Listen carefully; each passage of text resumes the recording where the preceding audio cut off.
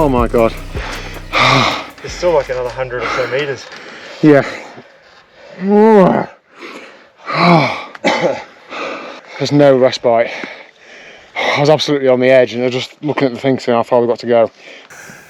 Good afternoon, hello. My name is Daniel, this is Lee. And Lee, we recently went to Calpe on a cycling holiday / training trip, didn't we? We did. But it did not go to plan for many different reasons.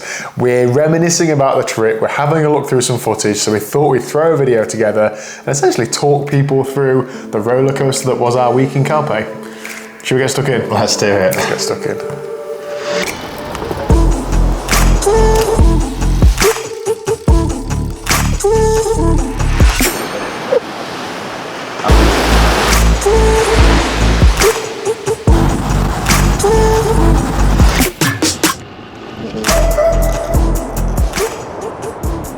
The other characters in this video are Bike Dan from UK Bike Fit. He's a competent cyclist, a clinical bike nerd, and an all-round good guy. Now, top tip for you, if you don't want to pay for a bike fit, take a bike fitter on holiday and gradually, as the week goes on, just drain tip by tip until by the end you can put it all together and you've had a complete bike fit for free. We were testing the limits, weren't we, at times.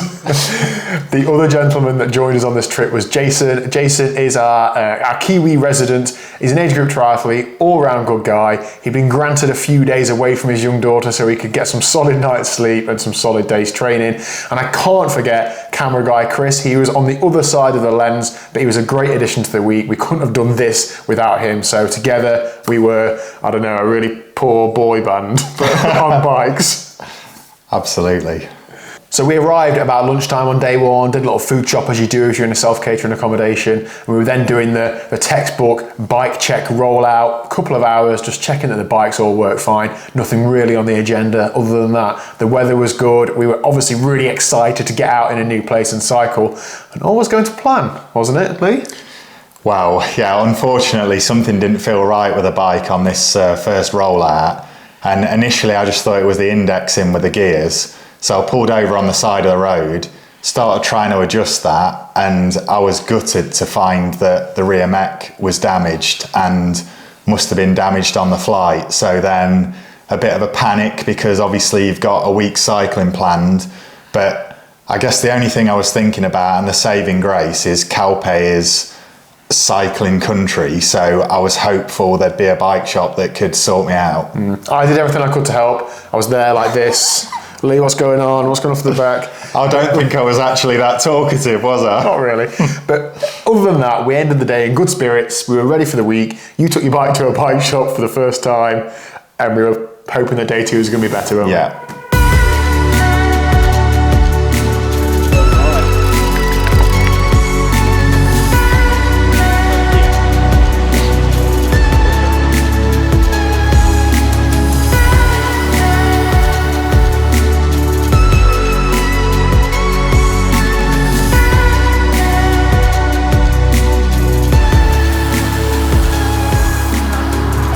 So the second day we were there was our first proper ride, and it was planned to be the biggest ride of the week. We'd estimated it'd take us around 7 hours. It was 95 miles, just over 10,000 feet of climbing. It included climbs such as the Puerto de Tudons, Guadalest, and then up the Col de Rats and the Col de Rats Secret Summit, if you know what that is, and you know what that is, more on that later. But Lee, you didn't fancy joining us that morning, did you? So we just rolled out as a three. What were you doing? Little lion? It was a little bit stressful. The bike shop had looked at the bike the evening of the test spin, and they'd uncovered some more issues with it, and they'd said it's going to take a little while longer, we'll get it done for you in the morning. So what I'd done is I'd come out with you guys, I'd dressed for cycling / running, and I ran to the bike shop to get there for the time they were opening, which was about the time you set off for the ride. And then my plan was, if I sit in the bike shop drinking coffee, hovering over the mechanic, hopefully that might sort of spur him on to get it fixed a little bit quicker. That was the plan. So you got on the road about 12 o'clock, didn't you? I did. You had another mechanical issue, which you had to go to a bike shop for. I did. So I started spinning down the road and the crank arm did feel a little bit wonky. So I sort of tried it with my foot, kicked it a few times, it looked okay. I decided to carry on, just happy that the gears were changing properly. And I got about 12 miles in, went up a little rise, got out the saddle to put some pressure on the pedals, and the left pedal just slipped so that the pedals were no longer opposite, they were sort of off at an angle. And obviously you don't want to be riding like that. To not make the issue worse, I decided to ride with one leg back to the closest bike shop, which was retracing a mile that I'd already done. So I rode there one-legged and arrived at the bike shop, greeted by a Spanish guy who didn't speak any English. And he started undoing things and hitting things with hammers. And in the end, he got it all back together for me, charged me €10, and he assured me on his Google Translate app that it was fine, it had just been installed incorrectly. And he had now talked it all up and got it all top notch. Got it. So you were around 3.5 hours behind us on the road at this point. We were having a great day. The ride was excellent. The climbing was gradual. The weather was good. And we had the decision of, do we stop and wait for you because we're on a cycling holiday together, or do we continue pressing on? And we decided to continue pressing on because it was such a long day and not everybody had lights. We knew that you had lights. We also had the secret summit, which was like a bit of an extra bit. So we weren't sure if you were going to do that or not. Now, when I say that, and you're right, I knew there's no way you were going to let us do the full route and you not do it.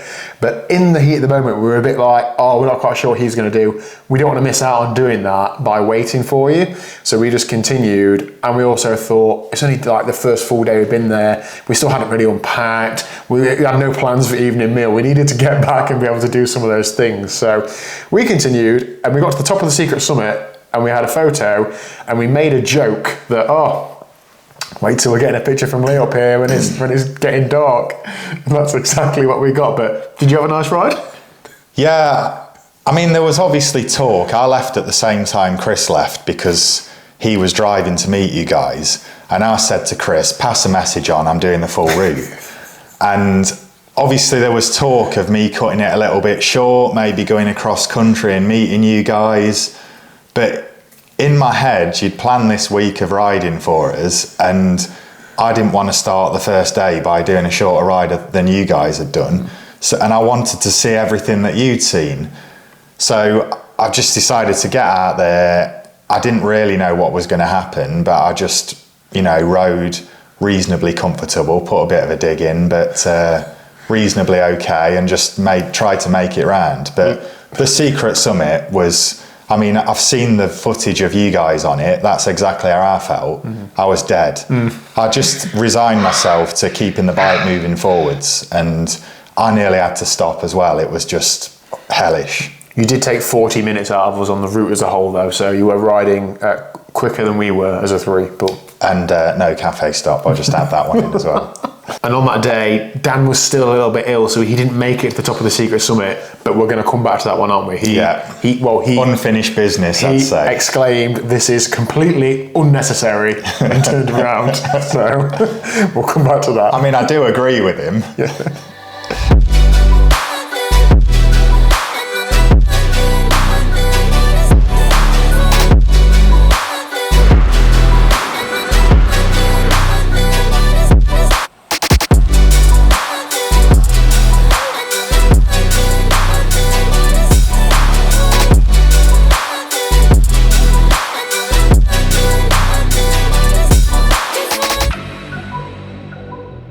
So the route on day 3 again took us west inland over the Val d'Ebo and Guadalest. It was planned to be 85 miles, 8,500 feet of climbing, so still a big day, but somewhat less so than the day before.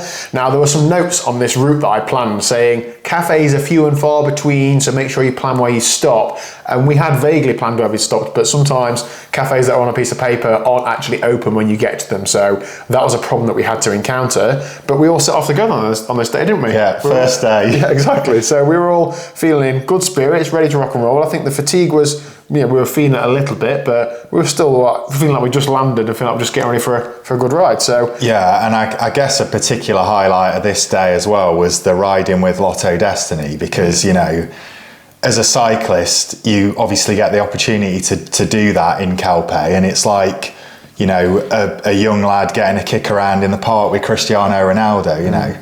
Yeah, I mean, I think it was the Lotto Destiny development team. However, still just as fun. And the particular highlight for me from that day was that I took like a 10-second clip of you track standing, and there was one of the other Lotto Destiny riders tried to track stand next to you, and he had to unclip. And one of his mates was taking the mickey, saying, "Oh, you're a track world champion, and you cannot track stand."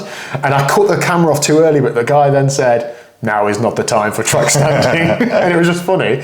I posted it on Instagram, and Lee, it's on nearly 250,000 views. Yeah. You were the most successul piece of content from that trip. Well, the thing is, I knew that I wasn't going to be able to climb with these guys, so I thought I'd show them the only talent I've got.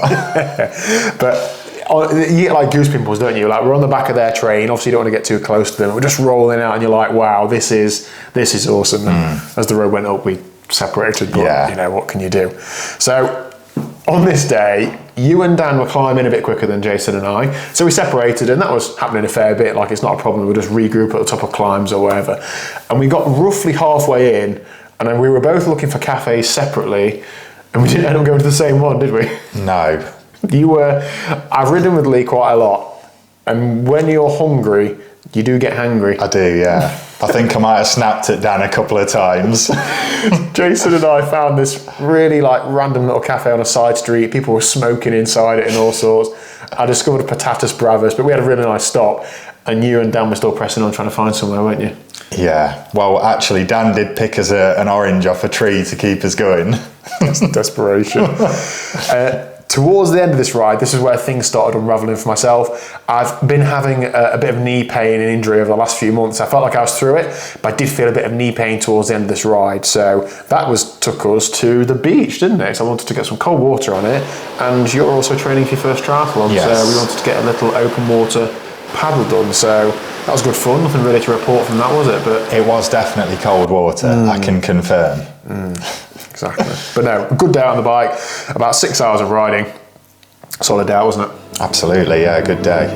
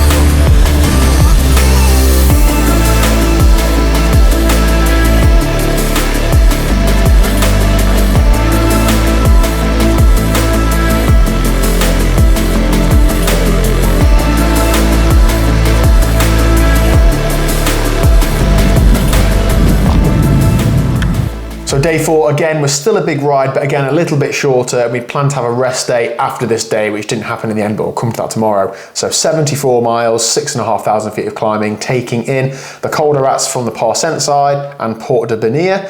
And we planned this with a couple of different loops on. We were thinking about, oh, maybe we're getting tired by this point. So it just gave us some options, didn't it?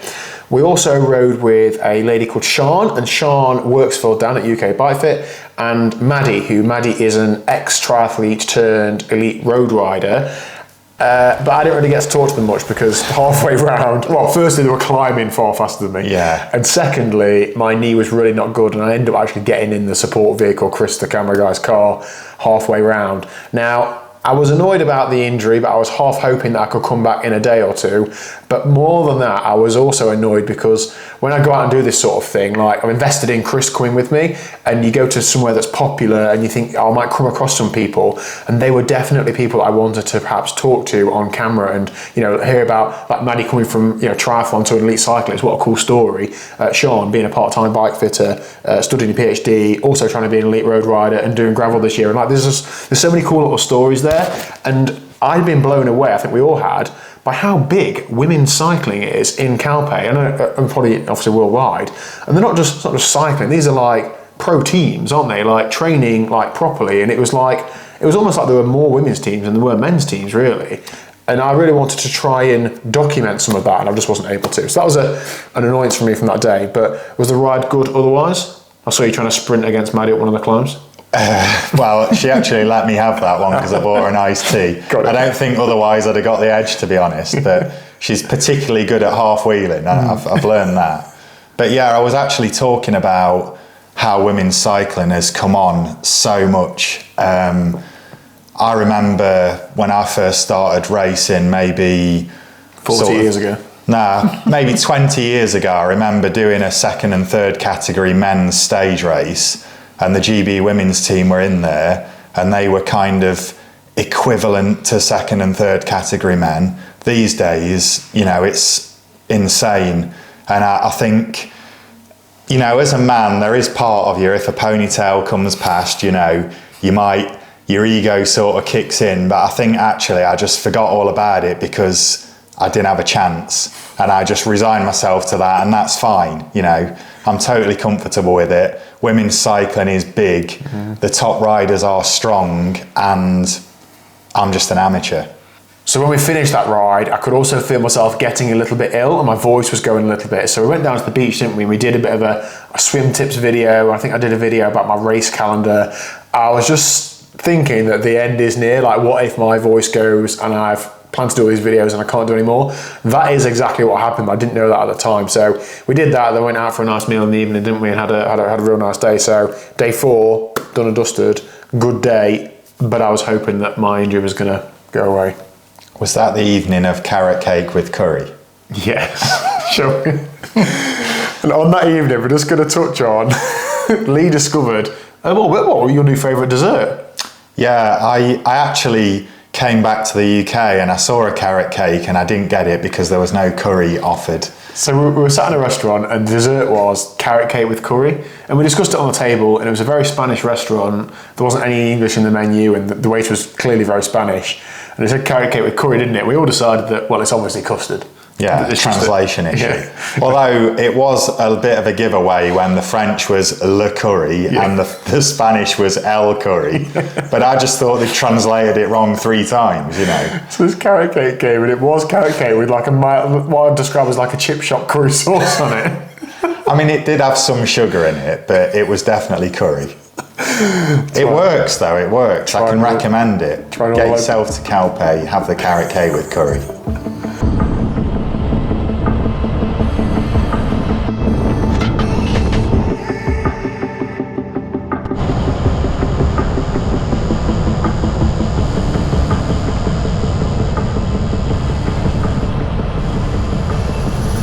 Right, day 5, Lee, I woke up quite unwell and my knee was still giving me jip, so I decided not to ride. We had planned for this day to be a rest day. We thought, right, 3 big days on the bike, we'll have a rest day and then get 2 or 3 more days riding in. But there was bad weather forecasts for the day after this day, so we wanted to push the rest day back a day, have another ride day, and then rest on the day that it was raining. I wasn't there. That was the ride. Yeah, so not only were you not there, Jason had also left us, so it was then just the 2 of us. So yeah, a little bit strange, and we took over camera responsibilities. I think, did I introduce the video as well that day? You did all of it. Yeah, so that was a first for me. Obviously, I'm used to just doing some little clips here and there, but to take the camera and have that in my pocket all day and capture the day, it was actually really exciting. I did really enjoy it, but you were sorely missed. But yeah. In situations like that, like we made half a joke at the time, like, Lee's taking over the channel and all that. If you hadn't have done that, I don't know what I'd have done, because I was so focused on getting out a video from each day and sharing the great place we were at. I wouldn't have been able to if your Dan hadn't done that, so I'm eternally grateful. I physically couldn't talk, so I couldn't even talk to you about, oh Lee, what do you think about saying this? I just couldn't input anything. It was really frustrating for me. And I think that was the day that we didn't come out to you either, did we? I think we did. Chris and I sat in a cafe on the seafront editing Instagram reels, as you do. But yeah, we left it all to you. And Seeing Dan Bigham and Harry Tanfield, gutted. I'd have been waving like a madman. Yeah, and I did really enjoy it. I've done the hard yards of watching you record umpteen videos, and I feel like I sort of know what to do, so I gave it a good crack. And I felt like there would have been something wrong if we didn't cover the whole trip. And I wanted to as well, not only for your YouTube viewers, but for you to see what the ride was like, because it's obviously gutting for you not to be there and for you to miss it. Yeah, and what was difficult as well is we didn't know how it would go down on the channel. I've had people do like takeovers every now and again, or I'll have somebody else be the focus of a video, but never have I gone, right, this is all your video and it's going to go on my channel. So we were interested to see how it went down. And the videos were 2 or 3 days in arrears. So when you went on to record the next day, you still hadn't seen how that one had gone out. So it's a lot of unknown, isn't it? And people were commenting and being really supportive and great, but you didn't know that at the point that you were recording those videos. Yeah, I mean, I guess it could have gone down really badly and people hated it, but it's the risk you take. And thanks so much for the support, really appreciated. I do like on this day, so on day one, Dan had made a comment to me about, hopefully he hasn't gone too hard on day one on his own, like he could struggle later in the week. You put him through the ringer, didn't you? On day 4. Or was it later on? I think not so much day 4, but we'll get to that, I guess. Got it. But yeah, Dan was really strong day 3, I think. I don't know whether he did too much that day. He was still battling his illness, I think, wasn't he? So post-rest day then, on the rest day, Lee, we had quite a good day, didn't we? Yeah, it was lovely actually. Yeah, we found a little pool hall and sunk some coffees, didn't we? We went into this pool hall, we ordered 3 coffees and it was €4.50, which was a bit of a theme throughout the week, in that Calpe is really affordable, both to get to and stay at, and eat and drink at, isn't it? I know affordable is subjective, but compared to other places we've been, a lot cheaper. And we played a few racks of pool, is that what we call it? Yeah, we did. Now, Lee has an annoying habit of being quite good at a lot of things, and we were waiting to see what you'd done in the pool world, and as you walked in, you dropped in that, I used to play on a pub team or something like that. Well, yeah, I think it was when you two were playing your first game, I started talking about rules and things, didn't I? And went and got his own chalk from the barman, and yeah, so we played Winner Stays On. It was you and I and Dan. Chris had some work to do back at the apartment, and you basically stayed on for the whole afternoon. Yeah, Dan had a bit of a stint, didn't he? Dan came into form in the middle. Yeah, I didn't win a single one. I was close a couple of times, but it was good to just have a bit of a social. I still couldn't talk properly at this point. I could like whisper, couldn't I?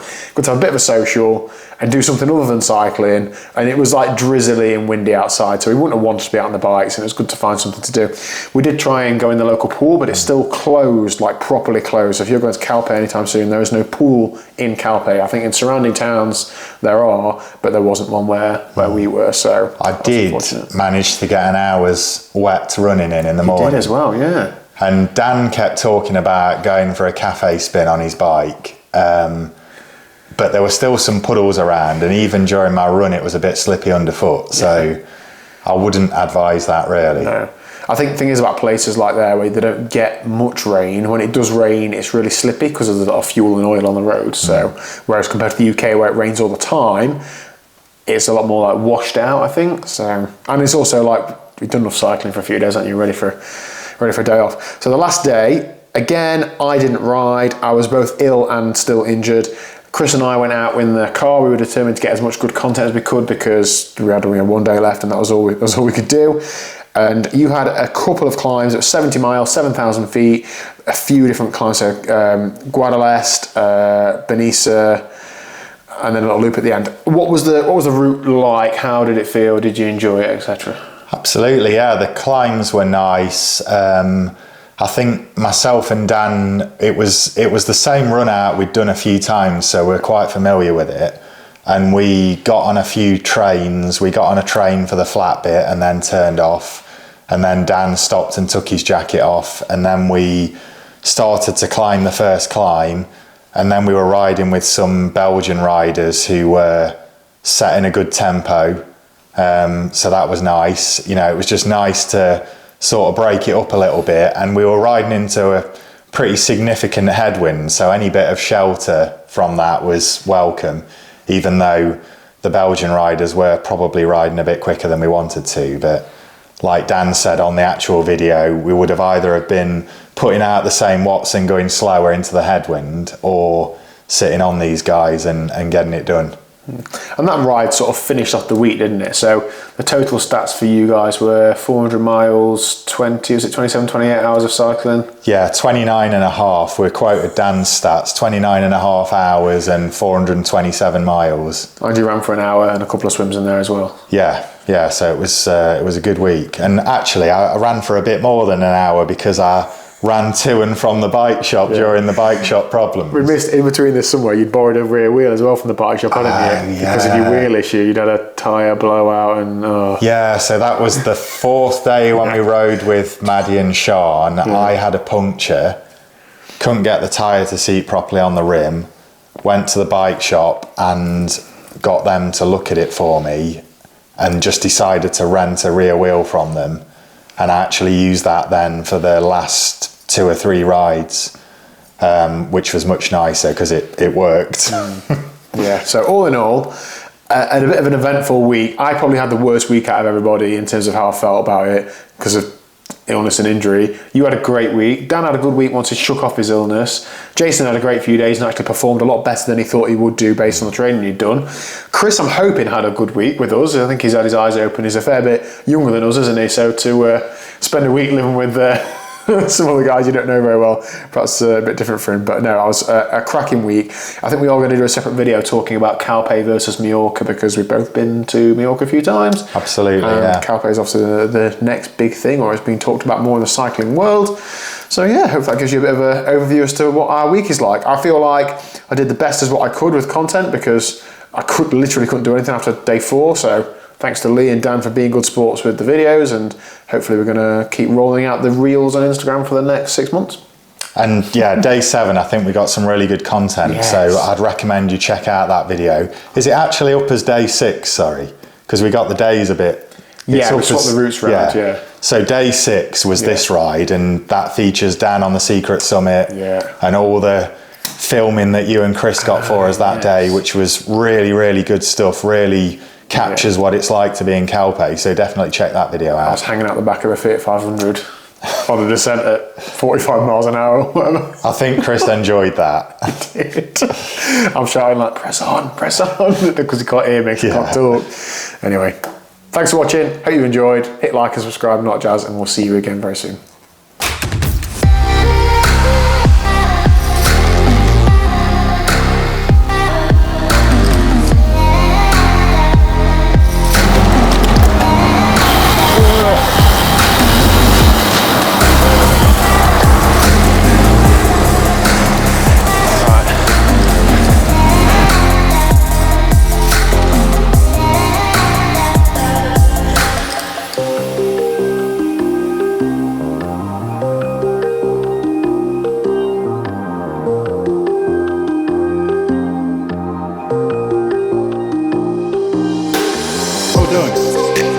Secret Summit, done and dusted.